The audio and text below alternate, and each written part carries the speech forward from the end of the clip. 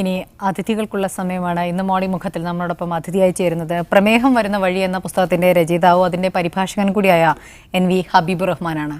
സ്വാഗതം മോർണിംഗ് ഷോയിലേക്ക്. സ്വാഗതം. അത് തന്നെ പ്രമേഹം വരുന്ന വഴി എന്നാണ് ഈ പുസ്തകത്തിന്റെ പേര്. പല തരത്തിൽ എഴുതിയിരിക്കുന്ന ലേഖനങ്ങൾ സമാഹരിച്ചുകൊണ്ട് അതിനെ പരിഭാഷപ്പെടുത്തിയതാണ്. എന്തുകൊണ്ടാണ് ഇത്തരത്തിലൊരു ശ്രമം? യഥാർത്ഥ കാരണം എന്ന് വെച്ചാൽ ഞാനൊരു പ്രമേയ രോഗിയായിരുന്നില്ല. ഒരു 12 വർഷത്തോളമായിട്ട് പ്രമേയമായിട്ട് ശരിക്കും പറയുകയാണെങ്കിൽ മല്ലിട്ടുകൊണ്ടിരിക്കുകയായിരുന്നു. ഒരു തുടക്കം മുതൽ തന്നെ ഗുളികളൊക്കെ കഴിച്ച് ഒരു 10-11 വർഷത്തോളം മരുന്നുകൾ കഴിച്ച് മരുന്നുകളുടെ അളവ് ഒരുപാട് കൂട്ടിയിട്ടും പ്രമേയം പിന്നെയും പിടുത്തം കിട്ടാതെ കയറിക്കൊണ്ടിരിക്കുകയാണ്. ഈ അവസ്ഥയിൽ അതിനെ പറ്റി കൂടുതൽ പഠിക്കണം എന്ന് വിചാരിച്ചു. എന്തുകൊണ്ടാണ് ഇങ്ങനെ വരുന്നത്? അങ്ങനെയാണ് ഈ ഫീൽഡിലേക്ക് എത്തുന്നത്. കൂടുതൽ മനസ്സിലാക്കി ഇത് മരുന്നുകൾ കൊണ്ട് സുഖപ്പെടുത്താൻ പറ്റുന്ന ഒരു അസുഖമല്ല എന്ന് മനസ്സിലാക്കി. അതിൻ്റെ യഥാർത്ഥ കാരണം എന്ന് പറഞ്ഞത് നമ്മളുടെ ഭക്ഷണ രീതികളുടെ കുഴപ്പമാണ്. എന്ന് പറഞ്ഞാൽ ടു മച്ച് കാർബോഹൈഡ്രേറ്റ്, നമ്മൾ അന്നജം അടങ്ങിയ ഭക്ഷണങ്ങളാണ് നമ്മൾ കൂടുതൽ കഴിക്കുന്നത്. നമ്മളുടെ സാധാരണ ഭക്ഷണത്തിൽ ഒരു ആവറേജ് മനുഷ്യൻ്റെ ഭക്ഷണത്തിൽ ഏകദേശം 90% അന്നജമാണ്. ആലോചിച്ചാൽ അറിയാം, രാവിലെ തന്നെ നമ്മൾ ചായ കുടിക്കുന്നത് പുട്ട്, വെള്ളപ്പം, ദോശ, ഉച്ചക്ക് ചോറ്, വൈകിട്ടിൻ്റെ പലഹാരങ്ങൾ, ബേക്കറി, രാത്രി ചപ്പാത്തി, എന്തായാലും 80-90% അന്നജങ്ങളാണ് നമ്മൾ കഴിക്കുന്നത്. ഇത് തന്നെയാണ് നമ്മളുടെ ബ്ലഡിനകത്ത് ഇത് കൂടാനുള്ള പ്രധാന കാരണം. ഈ അന്നജം കഴിക്കുമ്പോൾ ഉള്ള പ്രശ്നം എന്ന് വെച്ചാൽ നമ്മൾ പാൻക്രിയാസിനകത്ത് നിന്ന് ഇൻസുലിൻ എന്ന് പറഞ്ഞൊരു ഹോർമോൺ സെക്രീറ്റ് ചെയ്യുന്നത് പുറത്തേക്ക് വരും.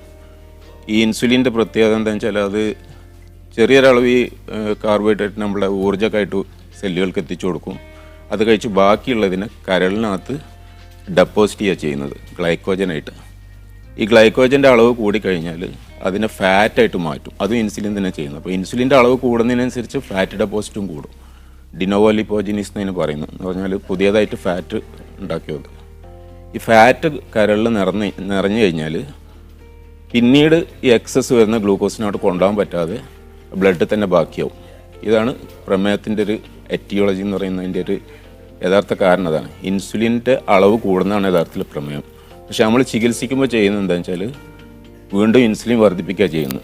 ഒന്നുകിൽ സൾഫോനിൽ യൂറിയാസ്, അതല്ലെങ്കിൽ ഇൻസുലിൻ ഇഞ്ചക്ഷൻ, ഇതുകൊണ്ടൊക്കെ വീണ്ടും ഇൻസുലിൻ്റെ അളവ് വർദ്ധിപ്പിച്ചിട്ട് വീണ്ടും ഫാറ്റ് ഡെപ്പോസിറ്റ് കൂട്ടുകയും കൂടുതൽ കൊഴുപ്പ് ഡെപ്പോസിറ്റ് അങ്ങനെ വർദ്ധിപ്പിച്ചതിന് ഭാഗമായിട്ട് വീണ്ടും ഇൻസുലിൻ റെസിസ്റ്റൻസ് കൂടുകയാണ് ചെയ്യുന്നത്. ഇതൊരു അതി വിഷ്യസ് സൈക്കിളാണ്. നമ്മൾ യഥാർത്ഥത്തിൽ അതിൻ്റെ കാരണങ്ങൾ ഇല്ലാതെയാക്കുന്നതിന് പകരം ഈ സംഗതി കൂടുതൽ സിവിയർ ആക്കുകയാണ്, ഗൗരവമുള്ളതാക്കുകയാണ്.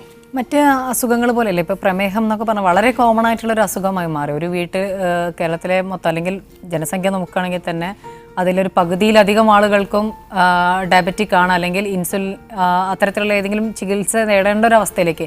മെയിനായിട്ട് DPP-4 അതുപോലെ തന്നെ മെറ്റ്ഫോമിനൊക്കെ വളരെ കോമൺ ആയിട്ട് വരുന്ന ഒരു ടാബ്ലറ്റുകളിലൊന്ന്, ഏറ്റവും ചെറിയ മെഡിക്കൽ ഷോപ്പുകളിൽ വരെ കിട്ടാവുന്ന ഒരു മെഡിസിനായി അത് മാറിയിട്ടുണ്ട്. പ്രമേഹത്തെക്കുറിച്ച് തന്നെയാണ് ഏറ്റവും കൂടുതൽ തെറ്റിദ്ധാരണ ജനങ്ങളിലുള്ളതും. കാരണം ഇത് ഒരിക്കൽ വന്നു കഴിഞ്ഞാൽ പിന്നെ ഇത് മാറില്ല എന്നുള്ളൊരു ധാരണ നേരത്തെ തന്നെയുണ്ട്. ഡോക്ടർമാർ ഉൾപ്പെടെയുള്ള ആളുകൾ പലതരത്തിൽ അത് സ്ഥിരീകരിക്കുന്നുമുണ്ട്. അമേരിക്കൻ ഡയബറ്റിക് അസോസിയേഷൻ വരെ പറയുന്നത് diabetes is A chronic progressive disease എന്ന് പറഞ്ഞാൽ ദെർ ഇസ് നോ ക്യൂർ. അതിനകത്ത് നമുക്കത് ഒരിക്കലും അത് ഇല്ലാതെയാക്കാൻ കഴിയില്ല. അതങ്ങനെ കൂടിക്കൊണ്ടേയിരിക്കും. മരുന്നുകൾ എത്ര കഴിച്ചാലും ഇറ്റ് വിൽ പ്രോഗ്രസ്. രണ്ടാമത് കാര്യം പറയുന്നത് ഇൻസുലിൻ എടുക്കുന്നത് നല്ലതാണെന്ന് പറയുന്നു. ഈ രണ്ട് സംഗതികളും തെറ്റാണെന്നാണ് നമ്മൾ പുതിയ റിസർച്ചുകളിൽ പറയുന്നത്. ഒന്ന്, ഇത് ക്രോണിക് ആൻഡ് പ്രോഗ്രസീവ് അല്ല, it's A curable disease. Curable എന്ന് പറയാൻ കാരണം അതിൻ്റെ കാരണങ്ങൾ ഇല്ലാതെയാക്കിയാൽ ആ രോഗം ഇല്ലാതെയാവും. പറഞ്ഞാൽ ബാരിയാട്രിക് സർജറിനെ പറ്റിയൊക്കെ നമുക്ക് കേട്ടിട്ടുണ്ടാവും. ബാരിയാട്രിക് സർജറി പറഞ്ഞാൽ നമ്മളെ ഈ സ്റ്റോമക്ക് ആമാശയം ചെറുതാക്കുന്ന ക്ലിപ്പിംഗ്, അതേമാതിരി ബാൻഡിങ്, ഇങ്ങനത്തെ പല പരിപാടികളുണ്ട്. പിന്നെ ചെറുതാക്കി കഴിഞ്ഞാൽ വലിയ പൊണ്ണത്തടിയുള്ള ആൾക്കാർക്കാണ് ചെയ്യുന്നത്. അമിതമായിട്ട് തടിയുള്ള ആൾക്കാർ ഈ അവരുടെ ഭക്ഷണത്തിൻ്റെ അളവ് കുറക്കാൻ വേണ്ടിയിട്ട് ആമാശയം ചെറുതാക്കും, അല്ലെങ്കിൽ സർജറിയൊക്കെ ഉപയോഗിച്ചിട്ട്. അതോടുകൂടി അവരുടെ ഭക്ഷണത്തിൻ്റെ ഇൻടേക്ക് പറ്റ കുറയുന്നു, 10-1 ആയിട്ട് ചുരുങ്ങും പണ്ട് കഴിച്ചതിൻ്റെ. അവർ 2-3 മാസം കൊണ്ട് അവർ ഡയബറ്റിക് അല്ലാതെ മാറുന്നുണ്ട്. എന്ന് പറഞ്ഞാൽ ഈ ഡയബറ്റിക് ക്യൂറബിൾ ആണെന്നുള്ളത് ഒരു സത്യമാണ്.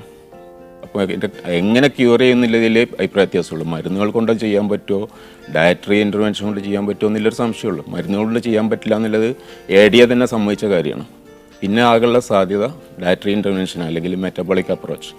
എന്നാൽ നമ്മളെ ഭക്ഷണത്തിൽ എന്തുകൊണ്ടാണ് നമ്മളെ രക്തത്തിൽ ഇൻസുലിൻ വർദ്ധിപ്പിക്കുന്നത്? അതിൻ്റെ കാരണം ഗ്ലൂക്കോസ് ഇൻടേക്കാണ്. ഗ്ലൂക്കോസ് ഇൻടേക്ക് കുറച്ച് കഴിഞ്ഞാൽ ഇൻസുലിൻ കുറയും, ഇൻസുലിൻ റെസിസ്റ്റൻസ് കുറയും, ഡയബറ്റിക്കും റിവേഴ്സ് ചെയ്യും.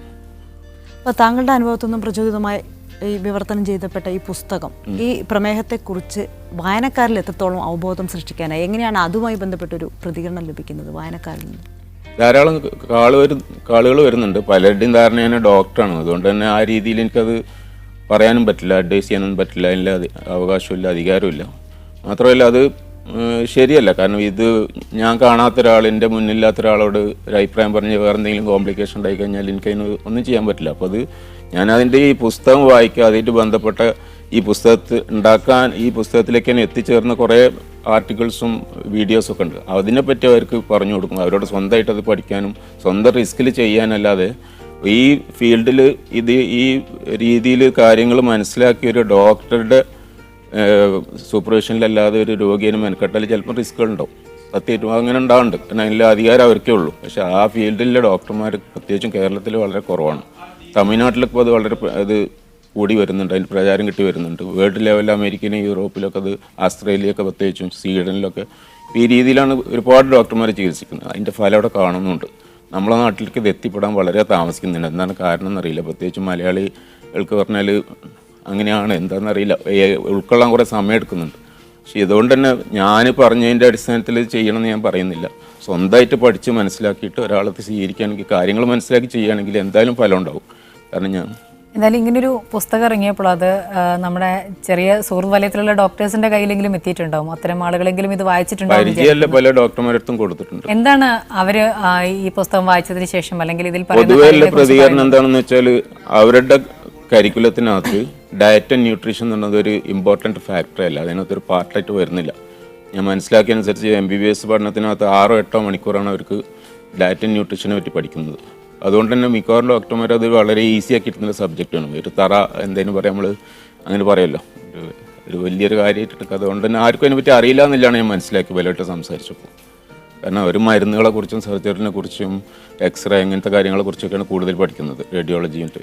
ഈ ഒരു വിഷയം അവർ കരിക്കുലത്തിൽ കാര്യമായ ഇമ്പോർട്ടൻസ് ഇല്ലാത്തതാണ്. അതുകൊണ്ട് തന്നെ അവിടെ ഒരു സ്പേസ് ഉണ്ട്. അത് കൂടുതൽ ആൾക്കാർ പഠിക്കേണ്ടിയുണ്ട്. ആൾക്കാർ സ്വന്തം നിലക്ക് പഠിക്കണം, ജനങ്ങൾ പഠിക്കണം എന്നില്ല. പ്രത്യേകിച്ചും പ്രമേഹ രോഗികൾ അല്ലെങ്കിൽ ഹൃദ്രോഗികൾ അല്ലെങ്കിൽ സ്ട്രോക്ക് ഇങ്ങനത്തെ ഈ ക്രോണിക് ഡിസീസസ് വരുന്ന ആൾക്കാർ സ്വന്തമായിട്ട് പഠിക്കൽ ഇപ്പോൾ നിലവിൽ മാറുകയുള്ളൂ. ഡോക്ടർമാർ ഈ രംഗത്തേക്ക് വന്നു കഴിഞ്ഞാൽ അത് വമ്പിച്ച മാറ്റം ഉണ്ടാക്കും ആരോഗ്യ രംഗത്ത്. പക്ഷെ നേരെ തിരിച്ചാണ് ഡോക്ടേഴ്സിന്റെ ഭാഗത്തു നിന്ന് പറയാറ്. കാരണം നിങ്ങൾ സെൽഫ് ട്രീറ്റ്മെന്റ് എടുക്കരുത്, അല്ലെങ്കിൽ ഡോക്ടർ പ്രിസ്ക്രൈബ് ചെയ്യുന്നത് എന്താണോ അത് മാത്രം ശീലിക്കുക എന്നുള്ള വല്ലാത്തൊരു നിസ്സാവസ്ഥ ഉണ്ട്. കാരണം ഡോക്ടർമാർ ഈ ഫീൽഡിലേക്ക് വരുന്നില്ല എന്നുള്ളൊരു സത്യമാണ്. അവർ പലരും അറിയുന്ന ആൾക്കാർ പോലും പല കാരണങ്ങളുണ്ടാവും. അതിനകത്ത് എൻ്റെ ചരിത്രം പഠിച്ചാൽ മനസ്സിലാവും. 1960കളിൽ വലിയ പഞ്ചസാര കമ്പനികളുണ്ടായിരുന്നു അമേരിക്കയിലും മറ്റിടത്ത്. അവർ ഹാർവാർഡ് യൂണിവേഴ്സിറ്റി 3 സയൻറ്റിസ്റ്റുകൾക്ക് ഒരു വലിയ അനോമസ് ആയിട്ടുള്ള എമൗണ്ട് ബ്രൈബ് ചെയ്തായിട്ടൊരു രേഖകൾ സാൻ ഫ്രാൻസിസ്കോയിലെ ഒരു കാലിഫോർണിയ യൂണിവേഴ്സിറ്റിയിലൊരു റിസർച്ചർ അവിടുത്തെ കുറേ രേഖകൾ വേറെന്തോ ആവശ്യത്തിന് പരത്തുന്നതിൻ്റെ ഇടയിൽ കണ്ടുപിടിച്ചു. എന്താണെന്ന് വെച്ചാൽ ഹൃദ്രോഗം ഉണ്ടാക്കുന്നത് സാച്ചുറേറ്റഡ് ഫാറ്റാണ്, പൂരിത കൊഴുപ്പാണ്, പഞ്ചസാരയല്ല എന്നൊരു സംഗതി പറയാൻ വേണ്ടിയിട്ടാണ് ഇത്രയും എമൗണ്ട് അവർ മുടക്കിയത്. എന്ന് പറഞ്ഞാൽ it is A sponsored research.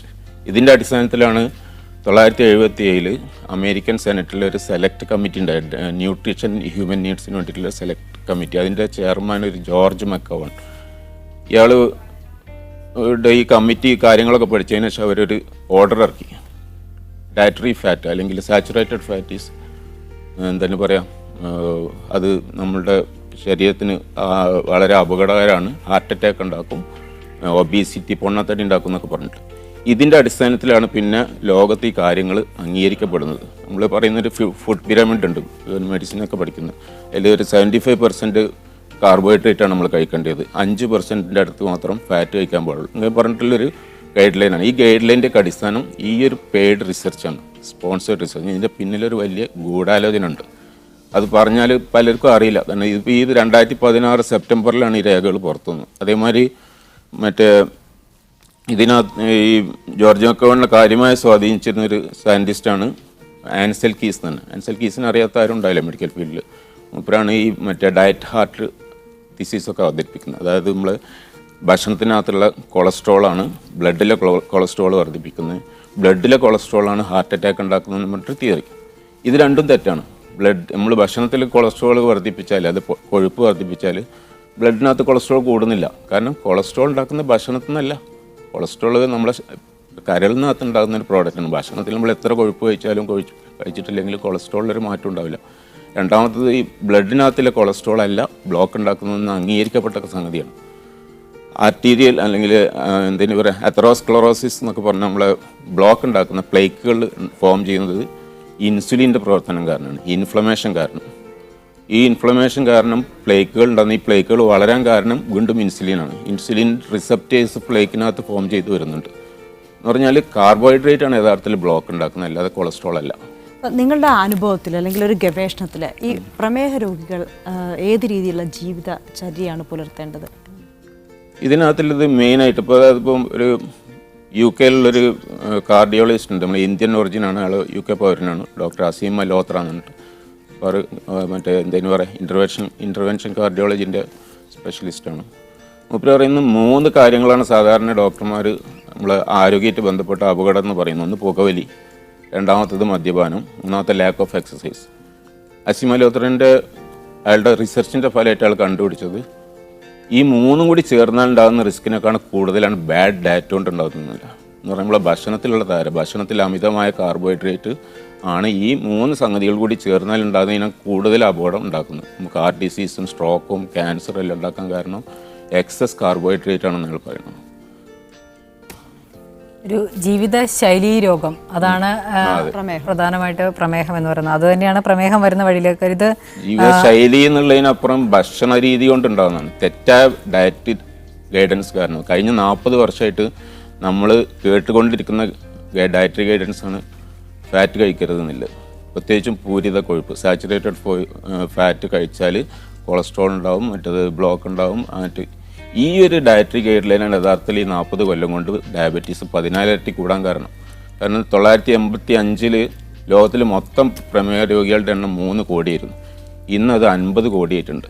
സാധാരണ ഒരു 40 വയസ്സിന് ശേഷമാണെങ്കിൽ ഇപ്പോൾ കുട്ടികളിലും വലിയ രീതിയിൽ 10 വയസ്സിൽ വരെ ടൈപ്പ് 2 ഡയബറ്റീസ് വരുന്നത്. ടൈപ്പ് 1 ഓക്കെ കുട്ടികൾക്ക് ഉണ്ടാകുന്ന അസുഖമാണ്.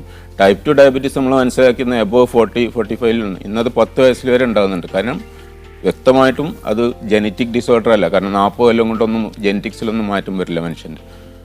പിന്നെ ആകെയുള്ള മാറ്റം വന്നത് ഡയറ്റിലാണ്. ലോ ഫാറ്റ് എന്ന് പറഞ്ഞതിൻ്റെ അർത്ഥം ഹൈ കാർബോഹൈഡ്രേറ്റ് എന്നാണ്. സ്വാഭാവികമാണ്, മനുഷ്യന് എന്തെങ്കിലും കഴിക്കണമല്ലോ. ഫാറ്റ് കുറച്ച് കഴിക്കാൻ പറഞ്ഞാൽ സ്വാഭാവികമായിട്ടും കാർബോഹൈഡ്രേറ്റ് കൂടുതൽ കഴിക്കും. ഫുഡ് പിരമിഡിലോ തന്നെയാണ് പറയുന്നത് 75% കാർബോഹൈഡ്രേറ്റ് ആണ്. ഈ എക്സസ് കാർബോഹൈഡ്രേറ്റ് ആണ് ഈ പ്രശ്നങ്ങളൊക്കെ ഉണ്ടാക്കുന്നത്. എന്തായാലും കൂടുതൽ സങ്കീർണമായൊരു വിഷയമാണ്. ഒരുപാട് തെറ്റിദ്ധാരണ ഉള്ളൊരു മേഖലയാണ്, പ്രത്യേകിച്ച് ഡയബറ്റിക്കിൻ്റെ ചികിത്സാ രീതി അല്ലെങ്കിൽ ഏത് ജീവിത രീതി പാലിക്കണം എന്നുള്ളത് സംബന്ധിച്ച്.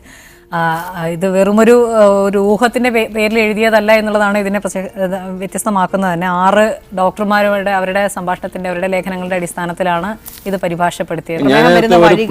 ഒരു ചെറിയ ഇതുപോലും കൊടുത്തിട്ടില്ല. ഇതെല്ലാം കറക്റ്റ് ആയിട്ടുള്ള റിസർച്ചിൻ്റെ അടിസ്ഥാനത്തിൽ അതിനെപ്പറ്റി അറിയുന്ന ആൾക്കാർ എഴുതിയ കാര്യങ്ങൾ മാത്രമാണ്. പക്ഷെ മെയിൻ സ്ട്രീം മെഡിക്കൽ ഫീൽഡിൽ ഇവർ അത്രത്തോളം സ്വാധീനമില്ലാത്ത ആൾക്കാരാണെങ്കിൽ ഇന്ന് ജനങ്ങളുടെ ഇടയിൽ വളരെയധികം സ്വാധീനം ഉണ്ടാക്കി വരുന്നത്. ഇപ്പോൾ ഡയറ്റ് ഡോക്ടർ എന്ന് പറഞ്ഞാൽ അതിനകത്ത് ഡോക്ടർ ആൻഡ്രീസ് ഇൻഫെൽറ്റിൻ്റെ ഒരു വെബ്സൈറ്റ് ഉണ്ട്, diet.com, dietdoctor.com, സ്വീഡിഷ് ഡോക്ടറാണ്. അതിന് ഇന്ന് ഏകദേശം 1 കോടിൻ്റെ പുറത്താണ് ഇതിനകത്തുള്ള സബ്സ്ക്രൈബേഴ്സ്. അതേമാതിരി റോബർട്ട് ലെസ്റ്റിഗറിൻ്റെ ഒരു പീഡിയാട്രിക് എൻഡോക്രൈനോളജിസ്റ്റ് ഉണ്ട്. അയാളുടെ ഒരു യൂട്യൂബ് വീഡിയോ ഇന്ന് 1 കോടി കഴിഞ്ഞു എൻ്റെ വ്യൂവർഷിപ്പ്. ആ വീഡിയോൻ്റെ പേര് ഷുഗർ ദി ബിറ്റർ ട്രൂത്ത് എന്ന് പറഞ്ഞിട്ടുണ്ട്. ലോകത്ത് ഇത് വ്യാപിച്ചുകൊണ്ടിരിക്കുകയാണ്, ആസ്ട്രേലിയയിലൊക്കെ പ്രത്യേകിച്ചും. അതേമാതിരി സ്വീഡനിൽ ഗവൺമെൻറ് അത് അംഗീകരിച്ചു കഴിഞ്ഞു. Low fat low carb diet എല്ലാ നിലക്കും ആരോഗ്യത്തിന് ഗുണകരമാണെന്നവർ അംഗീകരിച്ചു കഴിഞ്ഞു. മാത്രമല്ല ഫാറ്റ് കൂടുതൽ കഴിക്കണം ഇതിൻ്റെ അടിസ്ഥാനത്തിൽ ബട്ടറിൻ്റെ ഒക്കെ കൺസംഷൻ അവിടെ ഡബിളായി. അതിൻ്റെ തമാശ എന്ന് വെച്ചാൽ ബട്ടർ എന്ന് പറഞ്ഞാൽ പ്യുവർ സാച്ചുറേറ്റഡ് ഫാറ്റാണ്. ഈ ഹാർട്ട് അറ്റാക്ക് ഉണ്ടാക്കും എന്ന് പറയുന്ന സാധനമാണ്. ബട്ടറിൻ്റെ കൺസംഷൻ 2005 ശേഷം അവിടെ വർദ്ധിക്കാൻ തുടങ്ങിയിട്ട് ഒബീസിറ്റി എപ്പിഡമിക് അവിടെ ഹാൾട്ട് ചെയ്തു. ബട്ടർ കൂടുതൽ കഴിക്കാൻ തുടങ്ങിയത് കൂടി ആൾക്കാർ പൊണ്ണത്തടിയന്മാരാകുന്ന പ്രവണത കുറഞ്ഞു. ഹാർട്ട് അറ്റാക്കിൻ്റെ റേറ്റ് പകുതിയായി. ബട്ടറിൻ്റെ കൺസംഷൻ ഡബിൾ ആയപ്പോൾ ഹാർട്ട് അറ്റാക്കിൻ്റെ റേറ്റ് പകുതിയായി. എന്ന് പറഞ്ഞാൽ ഇതുവരെ നമ്മൾ കേട്ടുന്നതിൻ്റെ നേരെ എതിരാണ് കാര്യങ്ങളൊക്കെ. പുതിയൊരു തലത്തിലേക്ക് എത്തുന്നു എന്നുള്ളതാണ്. കാരണം രോഗികൾക്ക് മാത്രമല്ല മറ്റുള്ളവർക്കും ഈ പുസ്തകം മുതൽക്കൂട്ടാകും. മെറ്റബോളിക് സിൻഡ്രോം നമ്മൾ പുതിയ വാക്കാണ് പറയുന്നത്. എല്ലാ ഡോക്ടർമാരും ശാസ്ത്രജ്ഞന്മാരും മെറ്റബോളിക് സിൻഡ്രോം എന്ന് പറഞ്ഞാൽ അതിൽ പ്രധാനമായിട്ട് 5 ലക്ഷണങ്ങളാണ്. ഒന്ന് കുടവയറ് എന്ന് പറഞ്ഞാൽ നമ്മളുടെ ഉയരത്തിൻ്റെ ഇപ്പോൾ 170 സെൻറ്റിമീറ്റർ ഉയരമുള്ള ഒരാളാണെങ്കിൽ അയാളുടെ പൊക്കളുടെ ചുറ്റുള്ള സർക്കംഫറൻസിൽ 85 സെൻറ്റിമീറ്ററിൽ പകുതിയിൽ കൂടാൻ പാടില്ല എന്നില്ല, അത് കൂടിക്കഴിഞ്ഞാൽ കുടവയറാണ്. പിന്നെ ഒന്നുള്ളത് ഹൈ ട്രൈഗ്ലിസറൈഡ് എന്ന് പറഞ്ഞാൽ ബ്ലഡിനകത്ത് 150 കൂടുതൽ ട്രൈഗ്ലിസറൈഡ്, പിന്നെ ഹൈ ഷുഗർ 100 കൂടുതൽ ബ്ലഡ് ഷുഗർ, ഫാസ്റ്റിംഗ് ഷുഗർ, പിന്നെ HDL 40 കുറയാൻ പാടില്ല. ഇത്രയും ലക്ഷണങ്ങളാണ് മെറ്റബോളിക് സിൻഡ്രത്തിൻ്റെ പറയുന്നത്. ഈ മെറ്റബോളിക് സിൻഡ്രമാണ് ബാക്കി എല്ലാ രോഗങ്ങളുടെയും ക്രോണിക് ഡിസീസിൻ്റെ ബേസ്. ഏതായാലും ആ അർത്ഥത്തിൽ തന്നെ ആളുകൾ പുസ്തകം വായിക്കുന്ന ഓരോരുത്തരും ഇത് ഉൾക്കൊള്ളുമെന്ന് നമുക്ക് പ്രതീക്ഷിക്കാം. ഏതായാലും ഈ ദിവസം രാവിലെ ഞങ്ങളോടൊപ്പം അതിഥിയായി ചേർന്നതിൽ വളരെയധികം സന്തോഷം. ഈ പുസ്തകം കൂടുതൽ വായനക്കാരിലെത്തട്ടെ എന്ന് ആശംസിക്കുക കൂടിയാണ്. എനിക്ക് പറയാനുള്ളത്, ഈ പുസ്തകം വായിച്ചുകൊണ്ട് കാര്യമില്ല, ഇതിനകത്ത് ഒരുപാട് റെഫറൻസ് കൊടുത്തിട്ടുണ്ട്. എല്ലാവരും സ്വന്തമായിട്ട് ഇന്ന് ഇൻ്റർനെറ്റും ജിയോ ഒക്കെ വളരെ ഫ്രീ ആയിട്ട് ഈസി ആയിട്ട് അവൈലബിൾ ആണ്. എല്ലാവരും സ്വന്തമായിട്ട് പഠിച്ച് മനസ്സിലാക്കണം. ഇതിനകത്ത് എന്തെങ്കിലും കോംപ്ലിക്കേഷൻസ് വരാനുള്ള സാധ്യത വളരെ കുറവാണ്. ഇനി എന്തെങ്കിലും ഉണ്ടെങ്കിലും നിങ്ങളുടെ ഒരു അടുത്തൊരു ഡോക്ടറോട് കൺസൾട്ട് ചെയ്തിട്ട് ചെയ്യുന്നതായിരിക്കും കൂടുതൽ നല്ലത്. കാരണം മറ്റ് സംഗതികളൊക്കെ വരുമ്പോൾ പെട്ടെന്നൊരു പനിയോ ജലദോഷം പിന്നെ വിളിച്ചിട്ട് കാര്യം ഉണ്ടാവില്ല. കാരണം ഞാൻ ഡോക്ടറൊന്നുമല്ല, ഞാൻ എൻ്റെ പ്രമേയം മാറ്റാൻ വേണ്ടിയിട്ട് ചെയ്ത റിസർച്ചിൻ്റെ ഭാഗമാണ്. അത് ജനങ്ങൾക്ക് ഉപകാരപ്പെട്ടെന്ന് വെച്ചിട്ട് അങ്ങനെ പുസ്തകം ഇറക്കിയത്. ബാക്കി കാര്യങ്ങളെല്ലാവരും സ്വന്തം റിസ്കിൽ ചെയ്യണം എന്നേ എനിക്ക് പറയാനുള്ളൂ.